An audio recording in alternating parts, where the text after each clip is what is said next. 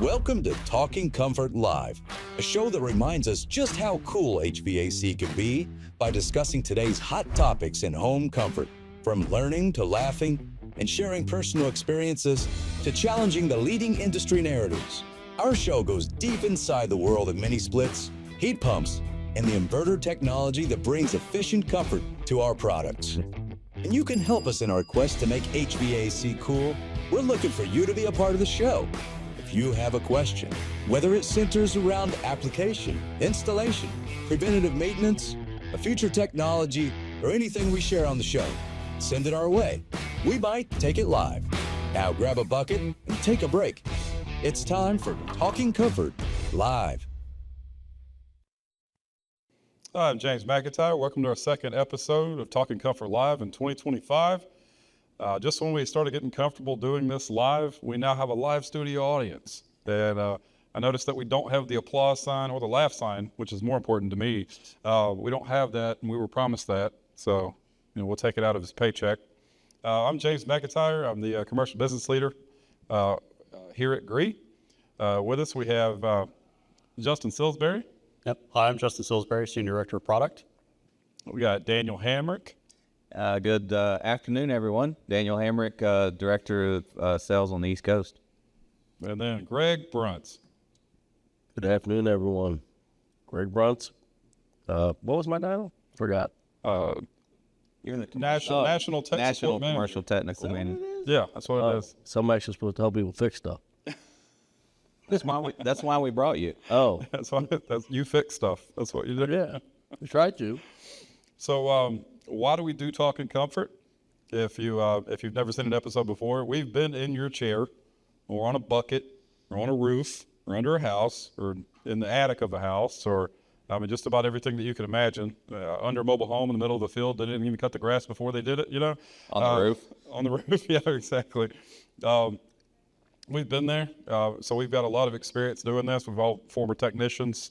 We've been there, and what we'd like to do with this show is to provide tips that can help you on the job to get you the information that you need. All of our videos have been based around what we thought would be helpful, to us in the field, to enable us to be able to be the technicians, the smart technicians that we actually are, right? And so that's why we do what we do. For the agenda today, today we have Justin, who will be talking about our A2L products, A2L safeties. He's going to show you some really cool pictures and really great video that we also did for A2L. So we need to stay on board and check that out. So we're going to be talking about misconceptions and stuff like that around A2L refrigerants, R32. And then Greg is going to get heated about something that he feels is keeping the tech team from being able to provide the quickest, most accurate help. Okay. Finally, we did have a great comment on one of our YouTube channels that I'd like to cover, since it has to do with our compressor warm-up suggestions. Suggestions? Ooh. I don't know if it's called a suggestion. Not really a suggestion. Yeah, we'll see about that. That's more like you really need to do that. Yeah, right. So you have questions. You have questions. We have opinions. We try to come Try to ask some answers. Yeah, some answers. Mostly fact-based. That's for you to decide, right? So for the audience online, as always, you'll use the question mark icon to the right of the screen to submit questions at any time, and we'll get to all of those questions or comments, especially when they're very nice comments. We like to, brag on ourselves a little bit there. We'll get to those. In the studio audience, you can use the QR code to get your questions to us, silently, so you don't necessarily have to speak up in front of everybody. But we'll be checking throughout the show, and we'll get to as many as we can. So let's start talking comfort. Yeah, we got a question in here. It says, are we going ahead with A2L in spite of Mr. Trump's executive order? Absolutely. We're not going back to 410A. That ship has sailed. So what a lot of people will ask about is, we pulled out of the Paris Climate Treaty. I think some EPA employees have probably been given termination notices, things like that. Despite that, we've had many years running up to this a lot of HVAC companies, we put a lot of money into this changeover, a lot of research, a lot of development, where we've actually been excited to release these A2L products simply because, we're getting better performance out of our R32 products than we did the 410A. So it's a good move to move forward with that. Now, that being said, what really is up in the air is there was a lot of confusion, or, we heard down the road that maybe by 2030 there's going to be a second refrigerant change that would lower the GWP standard even more. Well, now that we pulled out of the climate treaty, you had the Chevron decision of the Supreme Court that kind of took away power from agencies to make laws, things like that. We don't know exactly what will happen, but I have a feeling that that proposed 2030 reduction of GWP is probably not going to happen. I think R32 is going to be around for years to come. Right. Right. So what was the executive order? It was the order saying we are no longer part of the Paris Climate Treaty. Yeah, okay, I got you. All right. Well, there's a lot of them to keep up with. At the moment, so, just a few. yeah. So, any more questions over there, Greg? No, we're rolling. We don't have any more come in yet. I got you. We need to stir that pot though. We didn't just. Yeah, you're right. Hey, So, get the questions in here, because that's part of the fun of this is the questions. right. We do this show for all of you, and the involvement really drives our involvement. It really helps us a lot. Well, I think But that questions and we've proven way that we- before. The more questions come in, it stirs the conversation. yeah, and it's it's one thing to just kind of talk to an audience. It's another thing to have the audience involved. So Here's another question. Will there be a comparable chart for 410A and R32? So I would ask, in what, relative to what? Are we talking about a comparison chart between efficiencies, or are we talking about a comparison chart to like charging, capacities, charging chart, a PT chart? I mean, obviously there's PT charts out there for charging. So you're going to see, with our systems, you're going to weigh it in as standard. But if you're dealing with the, single stage or two stage unitary split, there will be a PT chart out there for charging. And then if you just want to compare products, you can pull up one of our old catalogs or our old sales brochures, take a look at the efficiencies there for the SEER rating, HSPF, so on and so forth, and then see how we've been able to improve on the R32 side. You're going to see that R32 is more efficient and has better capacity than R410. Mm-hmm. Right. And Daniel and I have talked about that in previous trainings, that, you don't, quote unquote, have to have special gauges for R32. Right. The only thing that you really got to have is the temperature scale. Yeah. So if you get a set of R32 gauges, it's going to give you that temperature scale on the gauge. But if you're using an older set of gauges, as long as you got a PT chart, you're fine. So, because any good technician troubleshoots by temperature of the refrigerant, not the pressure. Right. Right? So, there's been a lot of misconception lately. Everybody thinks they got to run out and get A2L certified gauges that give R32 on it. You don't have to. You just got to make sure you have the appropriate pressure temperature chart. I remember a time when you had the pocket PT chart, because your gauges may not have the refrigerant Right. On there. Well, I'm hoping we're not talking about a compatibility chart between 410A and R32 equipment. Yeah, because that's a big no. Yeah, there is no compatibility between 410A and R32. Right. You need to have, if you've got an R32 outdoor unit, you're using an R32 rated indoor unit. Yeah. So we got another good question in here. We'll answer that one too. This one's going to be directed more towards Justin. Should we be worried about tariffs affecting GREE pricing? Yes, I mean, obviously tariffs, whether they're put on China, Canada, Mexico, the unfortunate fact of life is it's going to, at least in the short run, increase prices, okay? Now, obviously, what will happen with a lot of manufacturers, and we saw this through COVID or the last round of tariffs, A lot of manufacturers will try to get their costs down. They'll work on efficiencies, things like that, to reduce costs to help offset the tariffs. But there's only so much a manufacturer can do with that, especially if you're focused on growth, right? If you're focused on growth, you really can't cut on headcount or anything like that. And we sure as heck don't want them to cut quality out of the product. So we don't want to make a cheaper product. But at the end of the day, if we can't negotiate on the supply side of things to get the pricing down, as soon as that product hits the shore, it's now an additional 10%, right? And what happens when costs go up? They get passed on to the consumer. It's just a fact of life. So yeah, I mean, I hope, we don't know, but I hope there are no additional tariffs coming down the road. And I really hope that this last one is a temporary measure. But as of right now, the answer is yes. Prices will eventually go up. But Justin, wouldn't it be fair to say that it's not only GREE that's going to be affected by that? Other manufacturers Absolutely. are going to be affected as well. If you look at it, and there's a tariff structure that talks about all the different products, and all the different products that have different tariff rates and everything else. Sometimes HVAC is not affected, sometimes it is. And this last tariff that hit, this 10%, well, it hits everything. It's not just GREE product. It's not just Medea product or whoever else is shipping out of China. It's everything coming out of China. And then, of course, now with the 25% supposedly coming maybe from Mexico and Canada eventually, it's going to hit all products there. There's just another tariff announced on steel and aluminum.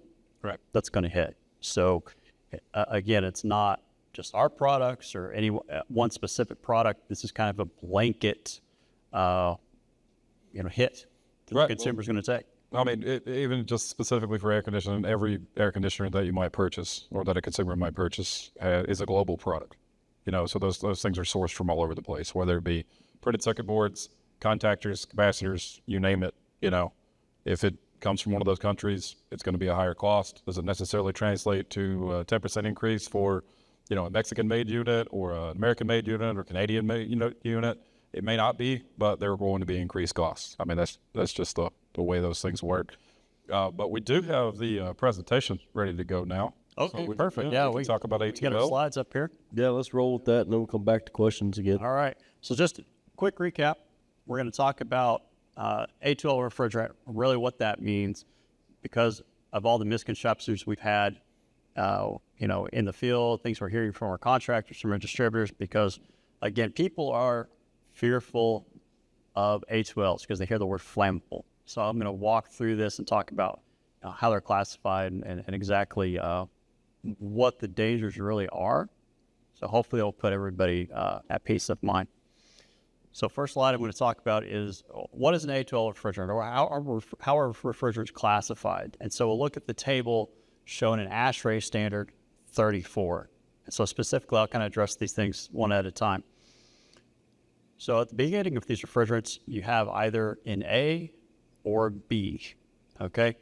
And A refers to a low toxicity level, meaning if you breathe this refrigerant, it's not going to, put you into shock and burn your lungs like mustard gas, anything like that. It is a low toxicity refrigerant.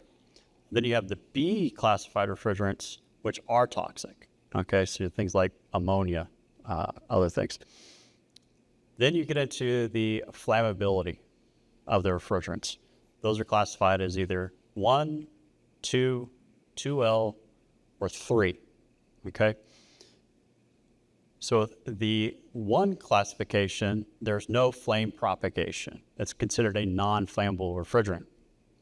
With a 2L refrigerant, like R32 or R454B, it is slightly flammable, but the burning velocity is less than 10 centimeters per second. So it's a very slow burning flame. A2 refrigerants just mean that it's flammable. It does burn a little faster than the 10 centimeters per second. And there's also a restriction on the lower flammability limit and the heat of combustion, okay? And then you have the A3s and the B3s. Well, the class 3 refrigerants, those are very flammable. Those are going to be your hydrocarbons, like propane and other things like that. So we'll move on. We'll just talk about the toxicity classification more in depth. So again, how the class A refrigerants are defined. So class A refrigerant has an occupational exposure limit of greater than or equal to 400 parts per million.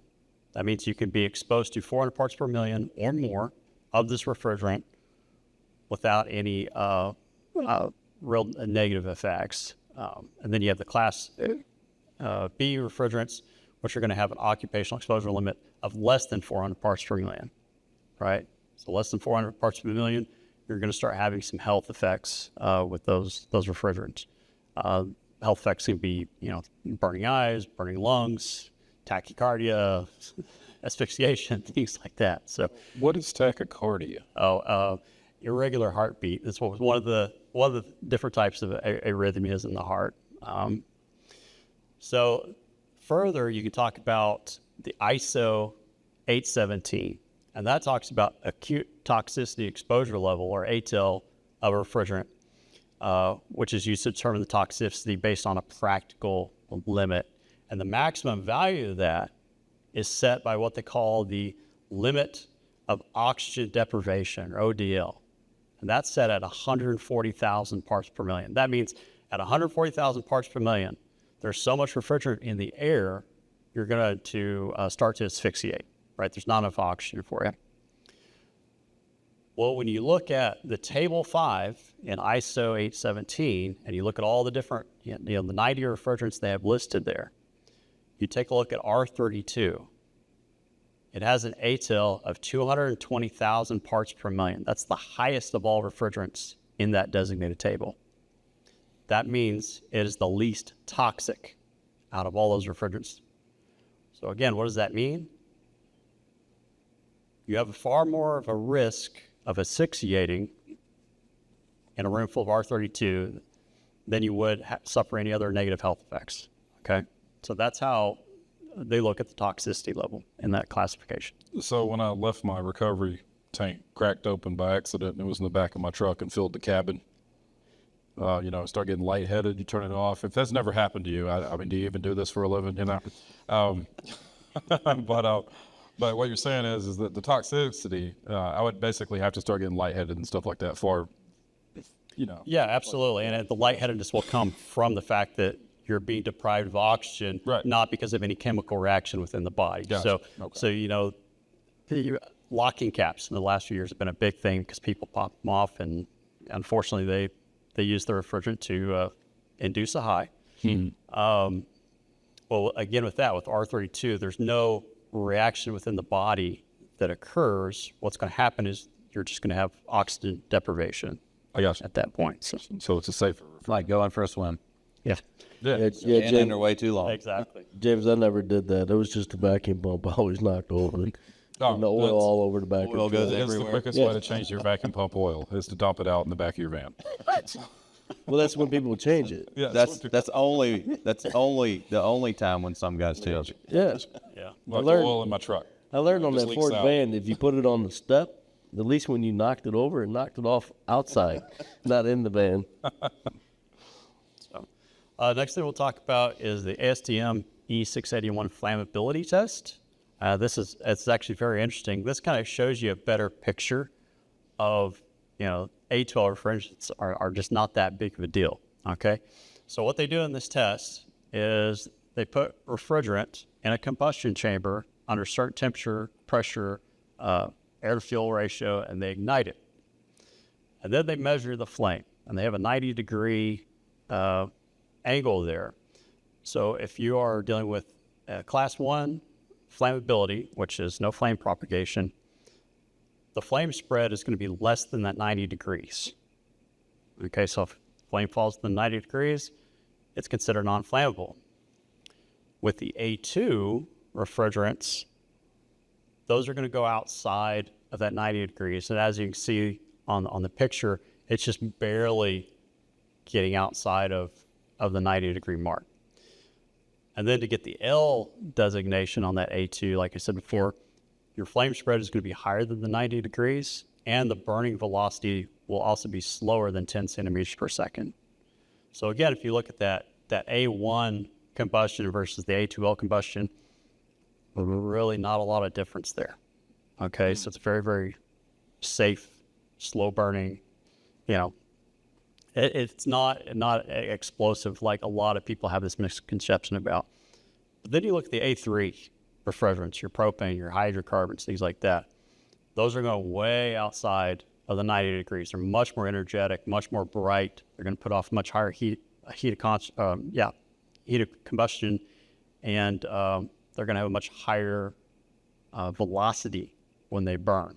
Okay, so those are the things to look out for. But again, I think most people in their homes have a refrigerator that contain those A3 refrigerants. Right. So they're already in your homes to begin with.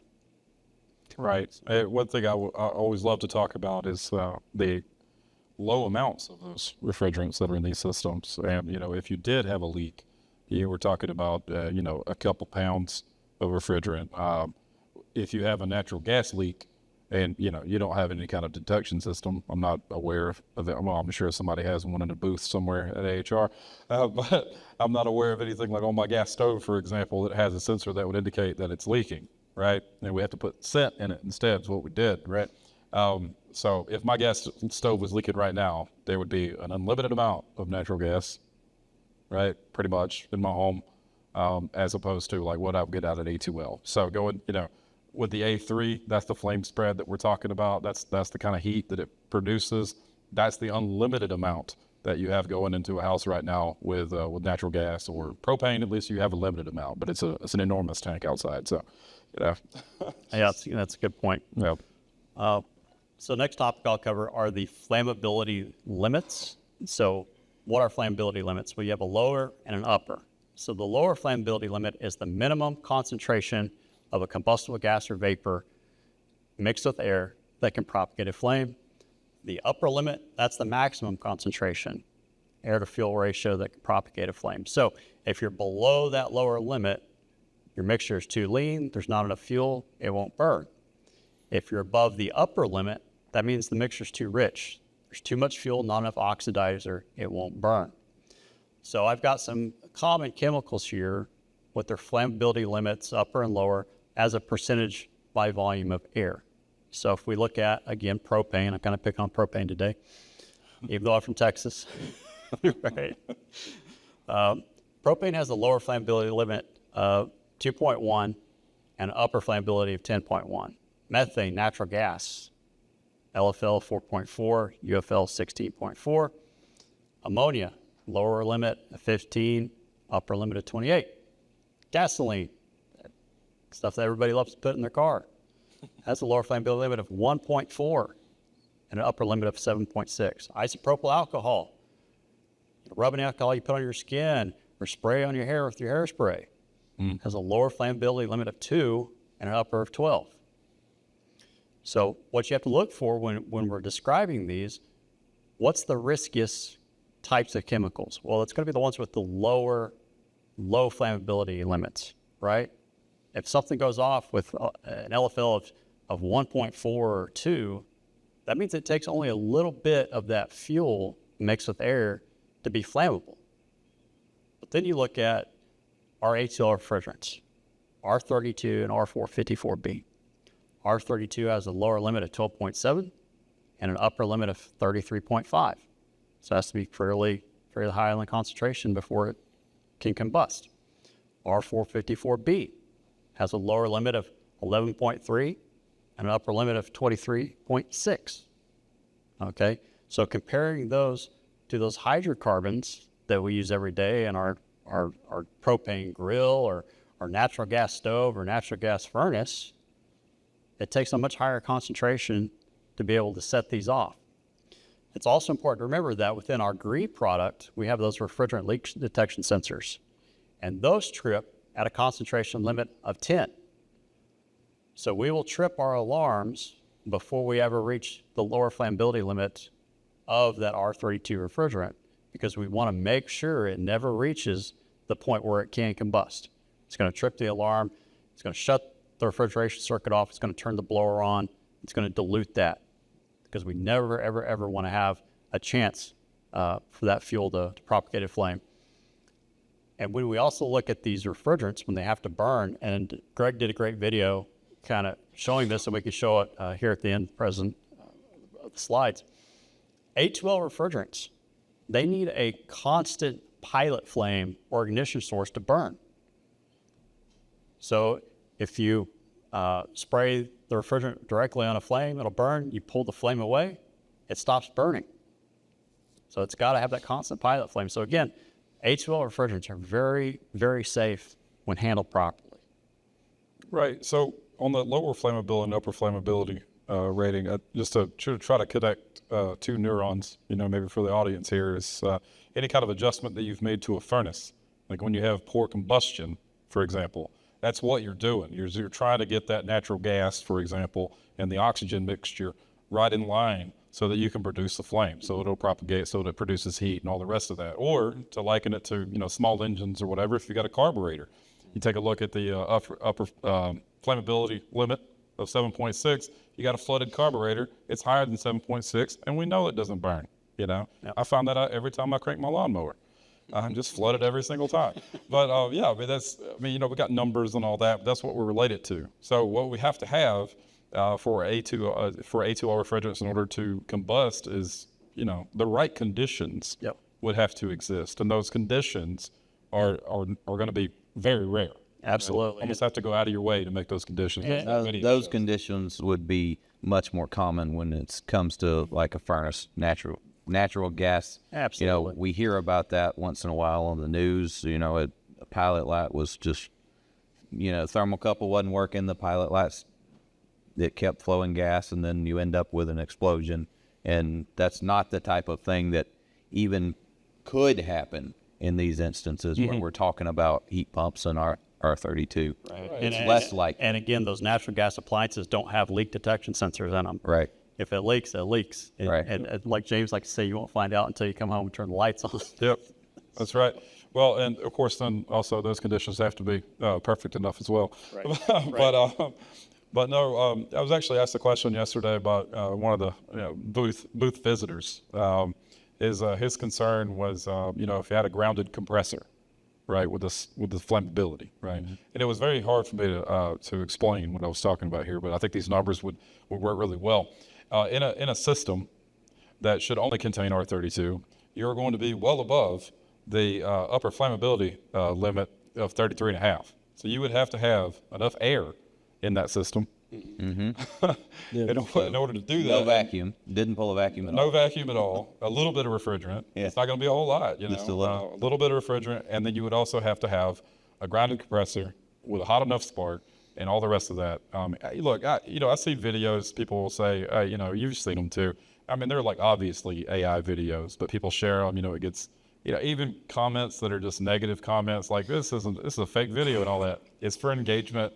That's how they get money. That's exactly what they're doing. I've seen some very obviously fake ones, and they're shared like They're just trying to go viral. They're just trying to get views. Well, let's it's be a really real. limited audience, but try to go viral with it.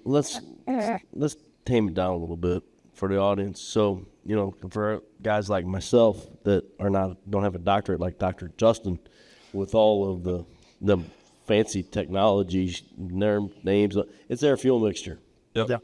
It's air fuel mixture, so you're not going to have the right air fuel mixture inside that compressor, inside that system, to actually give you a flammability or explosion or anything like that.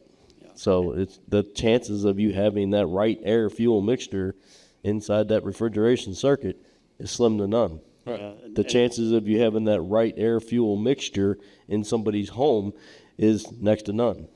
Exactly. And what's funny is people don't realize it, but under the right condition, even 410A can combust.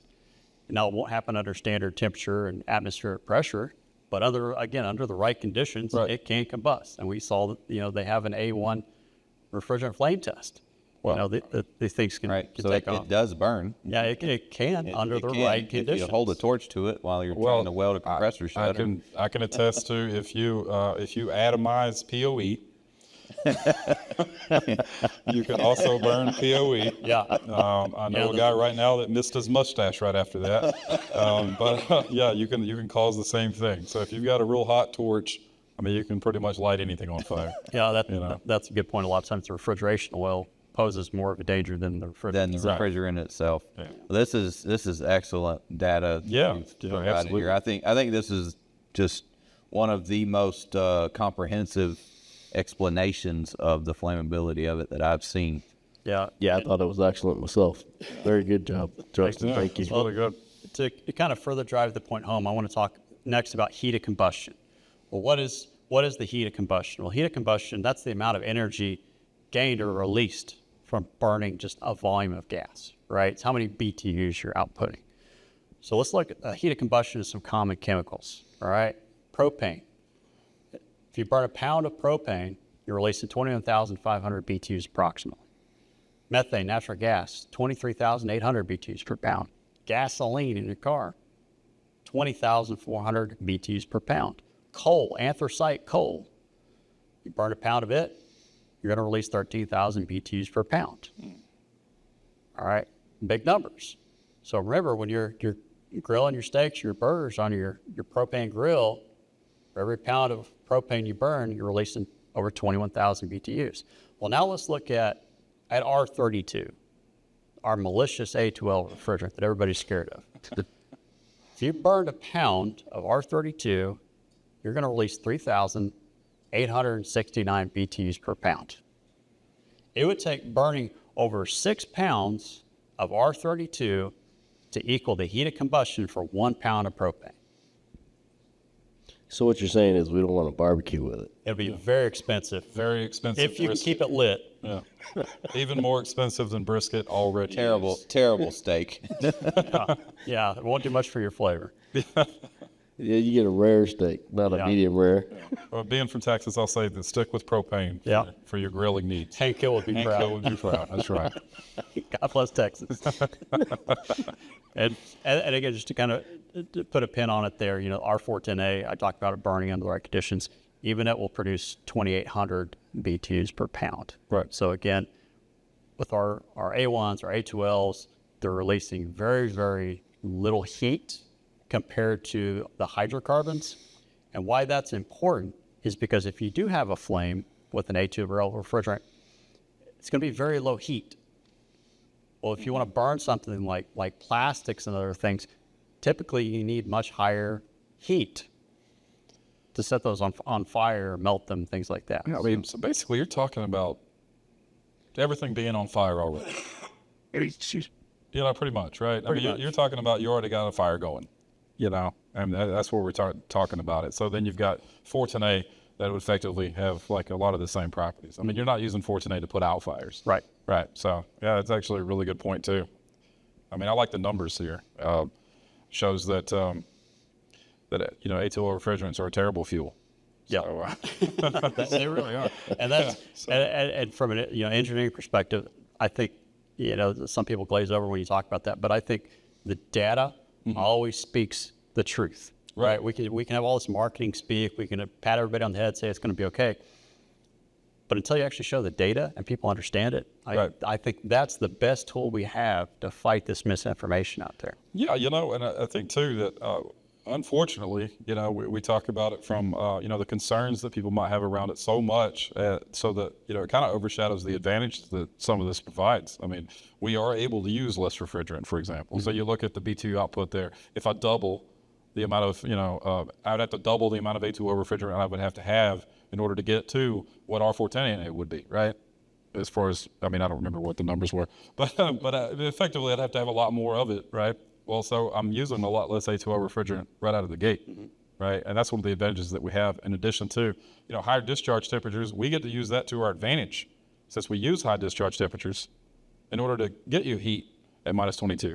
You know, it may not be an advantage for somebody who doesn't use inverter-driven compressors, who doesn't try to do ultra heat, you know, like regular standard stuff that you might be buying all the time, right? You know, that's something they got to build in. You know, they're going to have to maybe lower their capacities a little bit or something, but we can use that to our advantage. And then finally, you know, just the efficiency ratios. Yeah. You know, I mean, they're naturally higher. Yeah.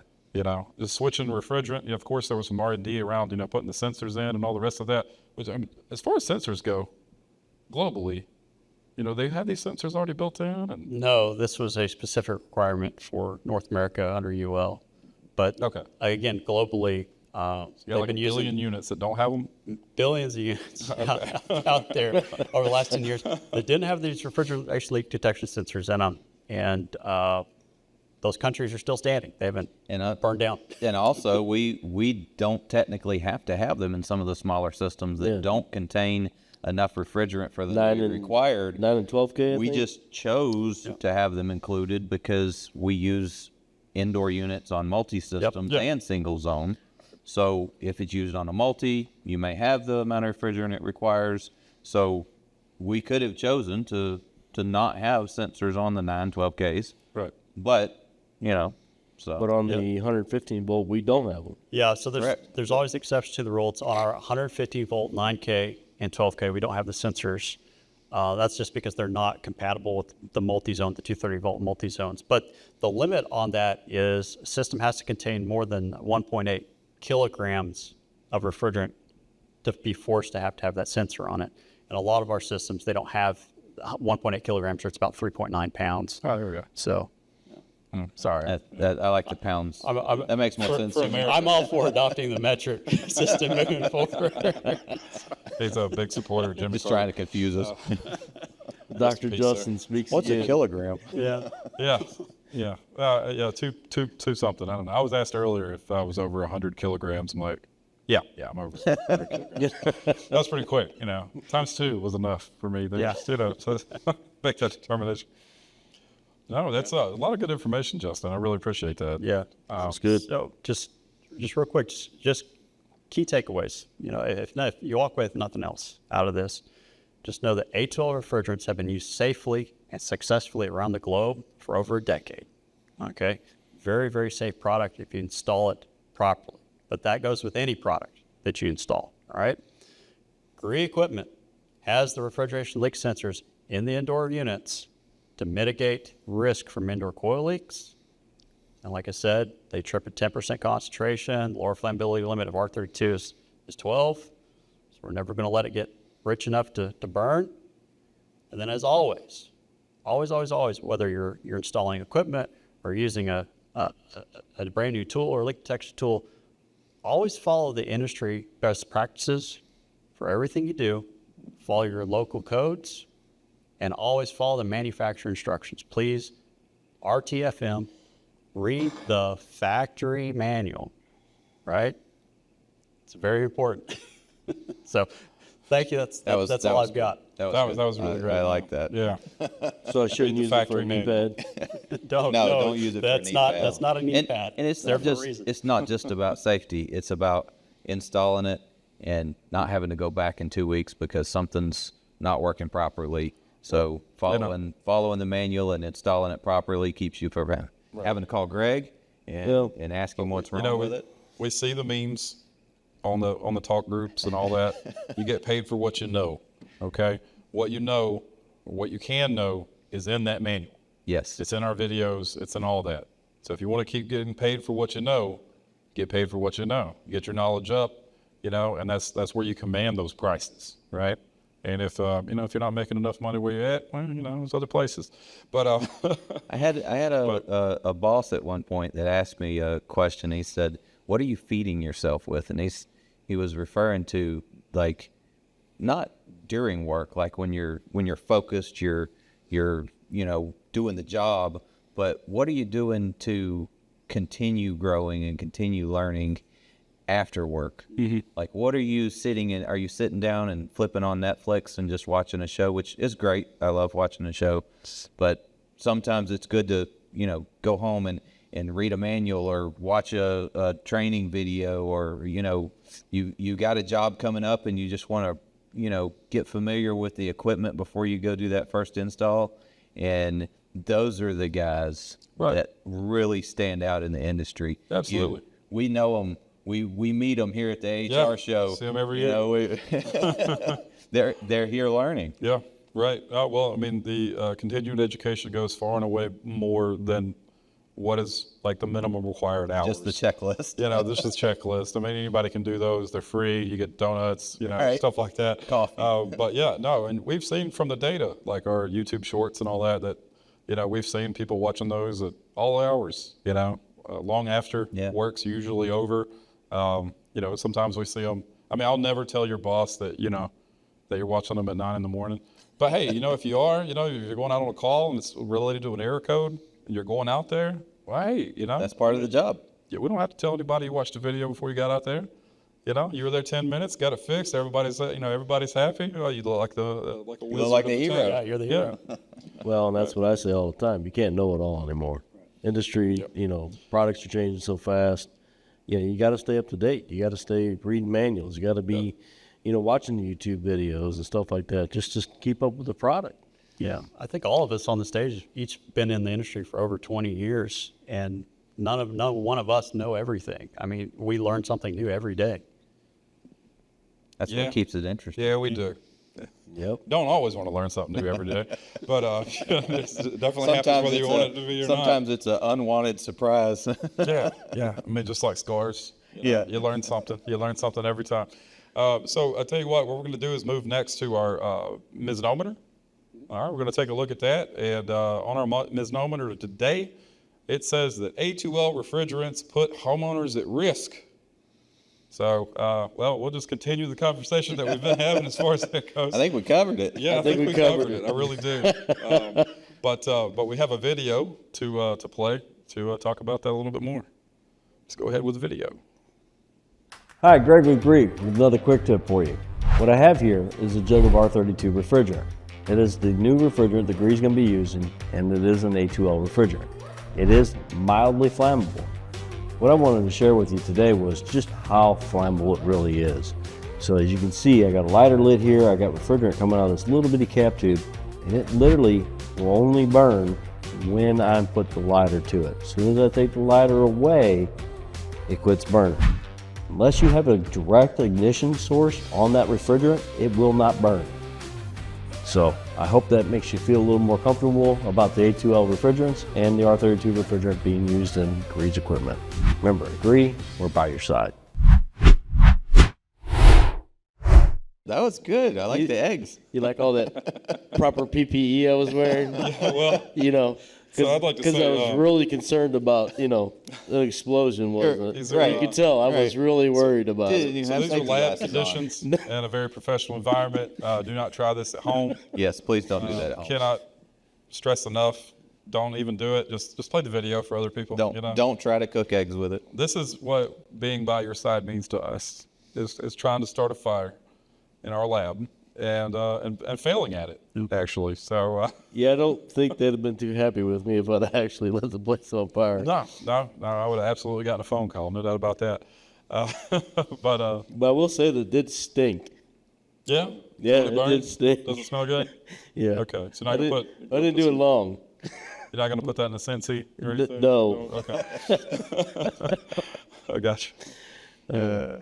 So we want to catch up on some questions, James? Yes, sir. I think we it's a great- should. Great time for that. All right, so are there any plans on having the GREE Plus app included on mass saves list to satisfy energy company rebate requirements? It would also have to be compatible with IFTTT, Google Home, Alexa, etc. Justin, I think that's a question for you. It certainly ain't for me. Yeah, so we can certainly work with the factory. If that contractor or distributor wants to reach out directly, we can talk to the factory, see what the requirements are, and see if there's a way we can, get the GREE Plus app hooked into Mass Save. I know Mass Save is big for our distributors in that area, so we're more than happy to do what we can. I'll say that the GREE Plus app is already, Alexa, Google Home compatible. It is. Just don't have the Apple Home. There's some things with that. Certain hoops jump over that. Unfortunately, we're just not going to jump over. But yeah, I mean, if it's important enough, reach out and we'll work with the factory to push that. All right, next question. This one's a little, it reads funny, so maybe you guys can help me decipher this. Are there think it any should new readability. tools a technician wouldn't for R32 products? Wouldn't need, I guess? Are there any new tools? Let's just go with, are there any tools they need? Let's go with that. Yeah. Yeah. I'm going to start with a recovery machine, The probably. recovery machine's probably the most important one. Yeah. It needs to be rated. Right. So that it has a motor in it that's going to be explosion proof. So they're rated for A2L, and then a couple other things that we've talked about, and I think we did this one on the last Talking Comfort Live, was we had previously mentioned, you can't use a leak detector With a heated diode. with a heated diode, but you said you read some information on it. Yeah. There's certain manufacturers that will make those A2L certified, but again, like I've said before, read the instructions. There's a list of requirements you have to follow in order to use that heated diode. Yeah. Under those conditions. And then you'll need an adapter to connect to the refrigerant drum because it is left-hand threads. Correct. And the recovery drums will also be left-hand threads too. Yep. And do they have one here somewhere? I couldn't find one last year when we were here. I was looking for a recovery I'm sure there's a drum. vendor here Oh, we can yeah. talk to. So, Well, the good news is that every tool manufacturer has all kinds of options. yeah, For you. yes, indeed. Oh, yeah, they're ready. Yeah, They're ready for it. They're excited to sell it to you. Yeah. And a set of gauges that has R32 listed on there is great. Yeah, like I Obviously, said, you don't have you to. don't have to change them, but it's a good opportunity to explain to your wife, like you always say. Yeah, Greg, that was like, always my favorite line. well, I I'm gotta have it. sorry, but I have to buy these. Yeah. Just get the so that electronic Bluetooth with all the software already in it. Exactly. It doesn't really work for me anymore. It doesn't She's help caught me, on. It doesn't help me talk on the phone. But hey, I'm gonna let you finish and all that on the Q&A. But I do want to get to the stay heated or chilled out segment. Well, Okay. Yeah. roll with that. Now we catch back up on questions. Yeah. So Greg, let's go with the stay heated or chilled out. It looks like you know what you were supposed to say heated or Yeah, chilled out I'm about. pretty heated about the fact that we get limited information when contractors call in. They only want to give us half a model number. Sometimes they give us a whole model number, never give us a serial number, and then they only give it to you on one piece of equipment. I just ask, hey, when you call in, have all the model and serial numbers. Let's put the whole puzzle together. And so I'm not trying to work on half the puzzle. I want the whole engine, transmission, rear end, all of it. I need number all. and all. Yeah, the VIN number too. And so while Greg continues to just go on and on about how mad he gets, I just got to remind you folks that you can use the question mark icon to the right of the screen in order to let Greg know whether he should stay heated or chill out. And then we'll come back to that after we go through our questions. But No. We're going to do this a little different this time. okay, how do you want to do that? Staying heated. You just stay, okay, yeah. You were already heated when you got here. I mean, Yeah. but I couldn't wait for this. that's why you got the sunglasses on. That's right. You're in Orlando. I can't stand all the sun. It's hot. I'll just let you folks on a little secret. All of the Stay Heated segments come from the twisted mind of Greg Bryant's. He's mad about everything all the time. So, Oh, I don't know if I'm that bad. yeah. Well, maybe I am. Well, I'll tell you, I'm going to take one for the team here and say that I think you should stay heated about that. I do think it makes it very difficult to do the job. I really do. How about you, Justin? I agree. I mean, it's difficult enough for our technicians to help contractors over the phone because they're sitting remotely, looking at a computer screen with the phone up through their head. They don't see what the contractor's seeing. So when you call in and you give them, no information about what they're dealing with, you're just making their job 10 times harder, right? So, Right. yeah, I think Greg's right. Well, yeah. I mean, like Greg said before, I mean, nobody's going to beat you up a whole lot about it. Like if you put a wall mount 6 inches off the ground, we're not going to make fun of you too hard. I mean, on the phone, or maybe afterward, but no, I'm joking. But, having to get the temperatures and all that and slowly but surely start to figure out, for example, that we're returning the same air that we're putting out, that kind of thing. It just wastes a lot of time. It takes a lot of time. And, we're trying to get to the folks who might be able to provide that information. How about you, Daniel? Stay heated or? Well, I'm going to have to stay heated because I sat in that seat for the past almost 8 years. And, You know, what I like to say is the technician on the job is the eyes and the ears and the hands, and the technical support person on the other end of the phone is just trying to assist you to find out whatever that problem is that you're troubleshooting. Right. And any information at all that you can provide, model, serial, a full, overview of the system, that helps us picture it in our mind. Right. And it allows us to get our mind on the job with you, even though we're not there, and to help you walk through that. And the more information you can give, pictures, anything that's pertinent to the system is going to help us. When you're providing technical support over the phone, a good technical support person is going to be able to envision themselves being there on the job doing exactly what we're asking them to do. 100%. If you can't put yourself in that place, you're not going to be able to help that person. Right. And that's why I talk about models and serial numbers all the time, is because that way, when I get prepared for that call for you, I already know what you're working on. It amazes me how many messages are left with us. They give you a 20-minute explanation of what the unit is instead of just giving me the model number. As soon as you give me the model number, I know exactly what you had. Mm-hmm. So I'm sitting on a computer.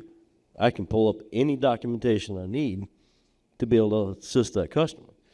So I don't need a 20-minute explanation of what it is. I just need the model number. And then the serial number helps me to help them as well, because if I need a part or need to tell them to get a part, when I run the serial number, I know exactly where they purchased it.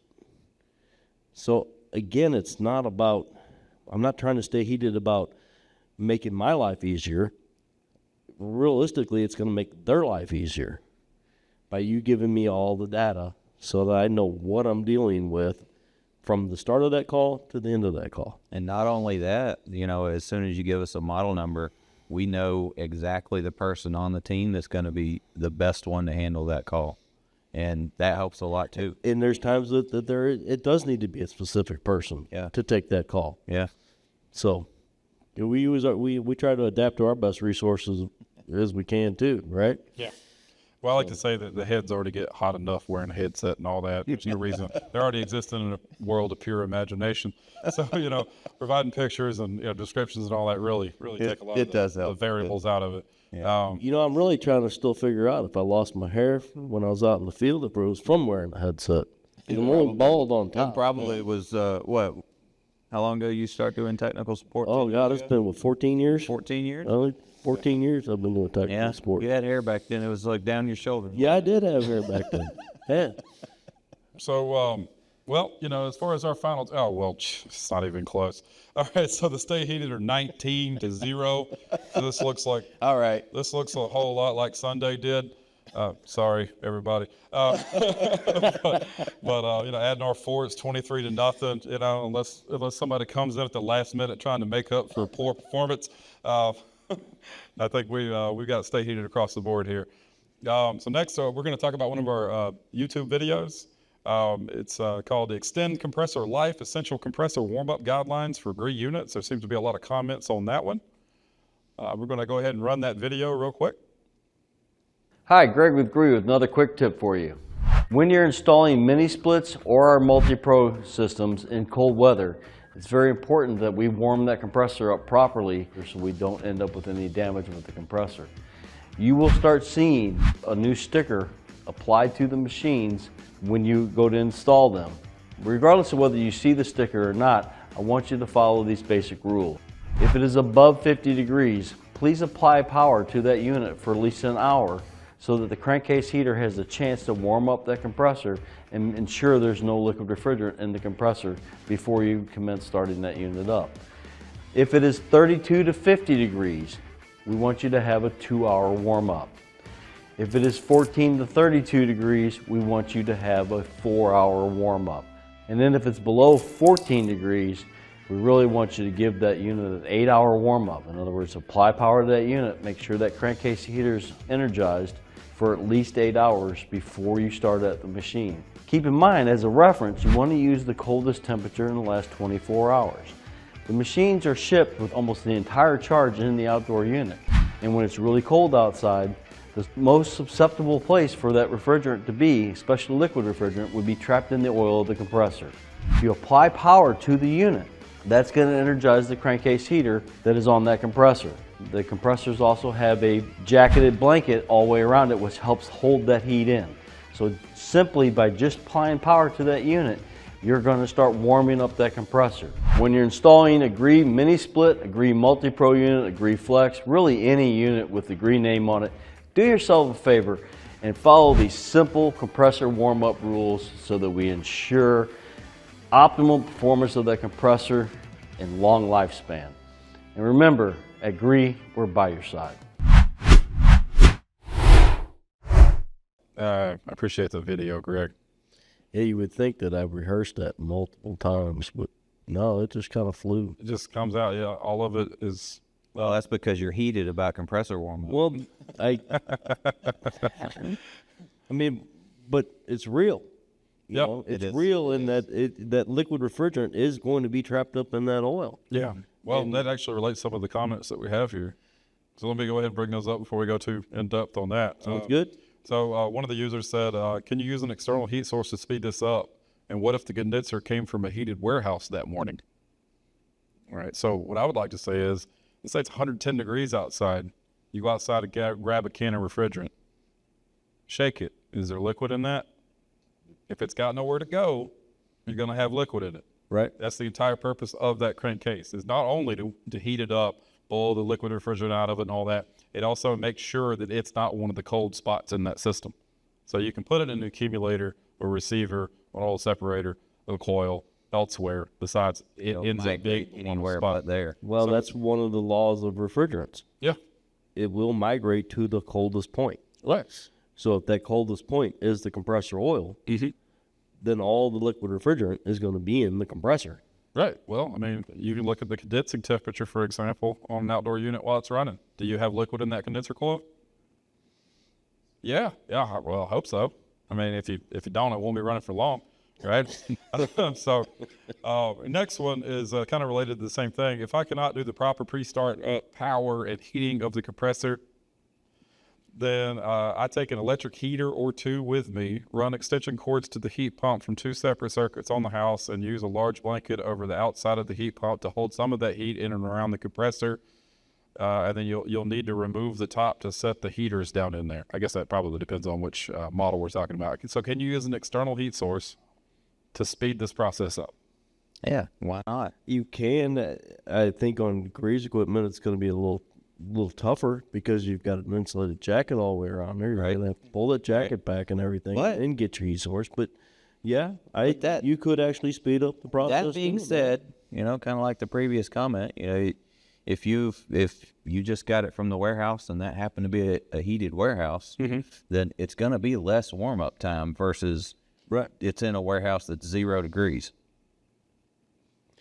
I mean, I would kind of posit that you're going through a lot of trouble when it sounds to me like you could just easily hook up the line voltage, go do the other things in your install, and then come back later and you're kind of past your warm-up time. Yeah. Yeah, because unless you're lightning fast, you still got super fast or a bunch of other work to do. Right. I'll tell you, While you got power applied. I mean, I understand not want to wait around, for it to start up and all that, but all we have to really do is just change the mindset, the process around how we're going to do our startup. I know that we like to get everything buttoned up and, put the disconnect in, get a call, and then go hang out in the van, write this invoice and all that stuff, and then you're good to go.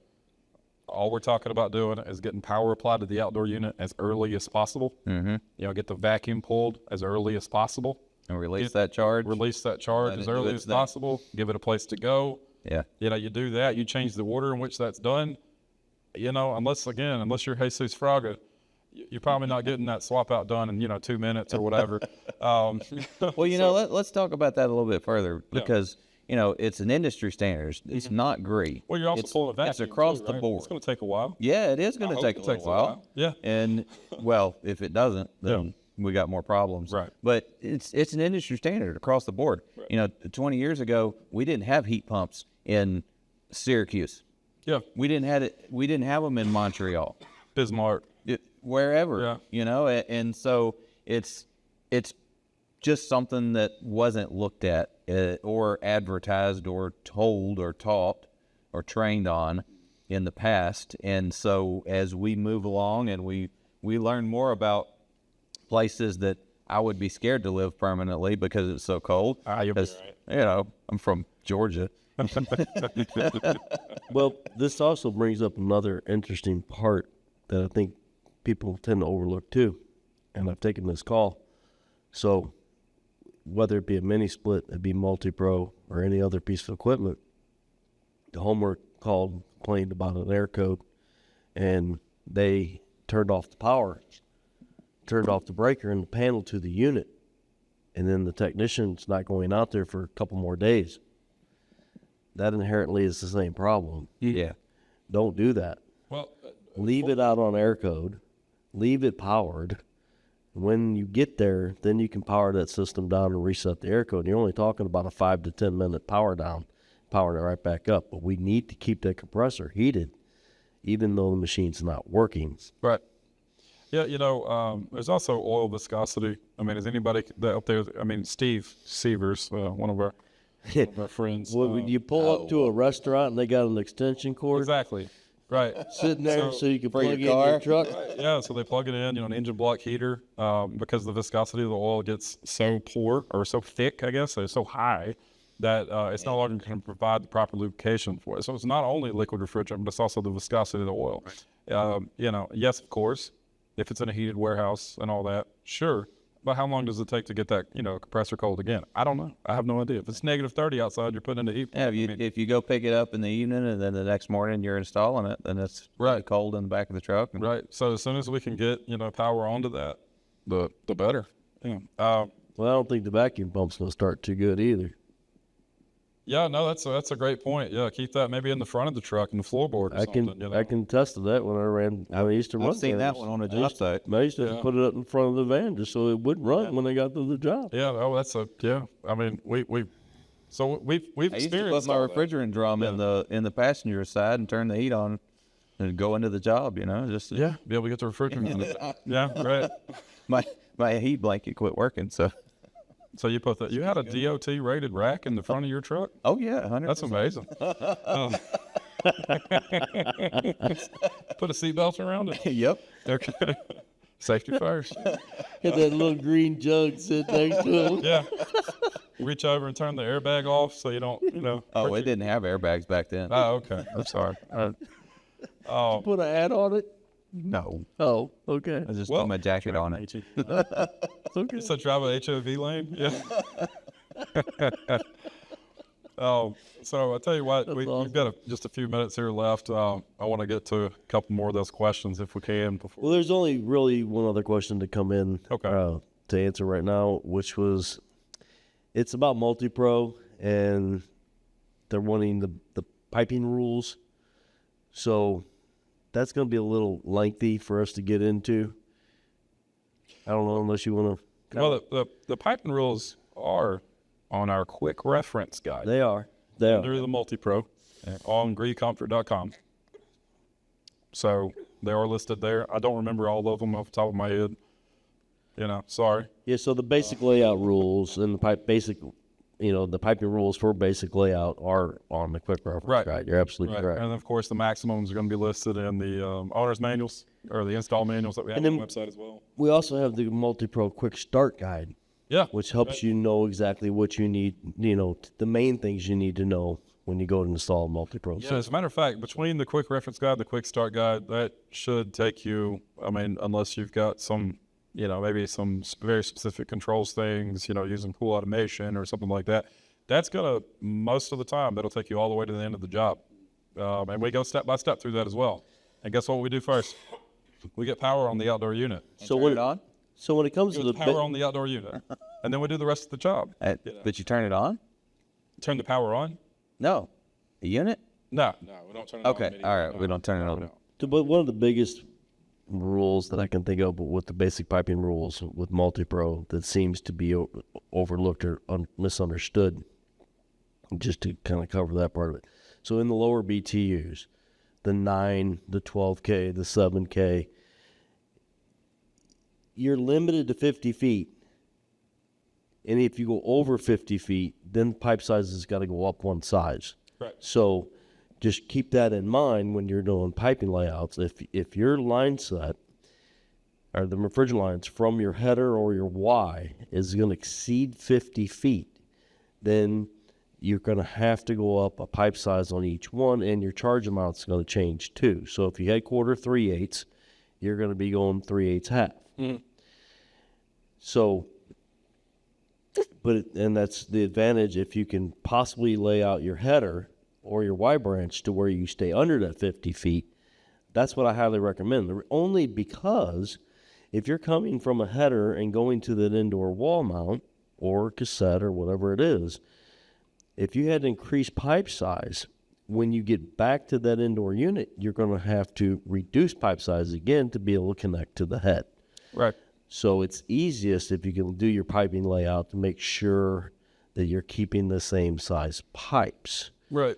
So that you don't have to, upsize and then downsize again. That's just more brazing than really necessary, right? So that's the biggest one. That's the biggest rule we need to follow. I mean, there's other rules in the piping rules. Yeah. It's just something to pay attention to. Now, as far as that being a limitation on most jobs, I mean, if you draw a 50-foot radius around that header, or you think about it like a 50 by 50 square, that's 2,500 square feet. And if you put that anywhere but the outside wall, you're not at risk. And that's why we came up with those basic rules. And it's not a risk anyway. All it is stepping up the line set. So that worst case scenario, you step up the line set. But you'll know it. You'll know before then. I mean, everybody talks about the 50 foot, not everybody talks about the 50 feet, like it being a problem, but it's just something to consider. But when you think about it like that, like how long is 50 feet really?